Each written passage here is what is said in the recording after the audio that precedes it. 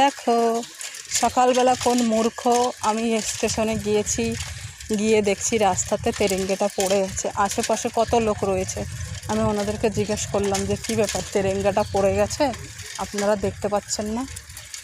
কেউ কিছু কথা বললো না, চুপচাপ রয়েছে। তারপরে আমি তেরেঙ্গাটা নিয়ে নিলাম, নিয়ে আমি এক জায়গায় গিয়েছিলাম, সেখানে অবধি গিয়ে কাজটা মিটিয়ে আমি এখন বাড়ি যাচ্ছি আমার ছোট্ট সাইকেলটা নিয়ে। আর এই যে আমার तिरंगा, जब तक मेरा सांस है तब तक तुमको मिटने नहीं देंगी हम। ये सिर्फ तिरंगा नहीं है, ये हमारा 140 करोड़ देशवासी का सपना है। ये हमारा 140 करोड़ देशवासी का गर्व है। ये सिर्फ तिरंगा नहीं है। বন্ধুরা, তোমরা তো জানো আমি বাঙালি, বাংলায় কথা বলতে বেশি ভালোবাসি, কিন্তু কিছু কিছু জিনিস আছে যেটা হিন্দিতে বললে বেশি ভালো লাগে, তার জন্য বললাম।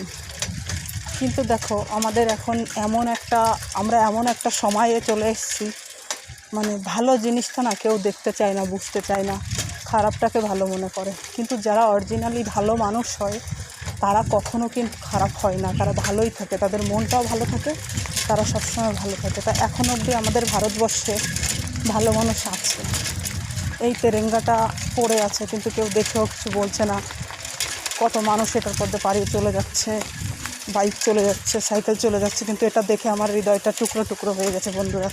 একদম ভালো লাগেনি, খুব কষ্ট হয়ে গেছে আমার।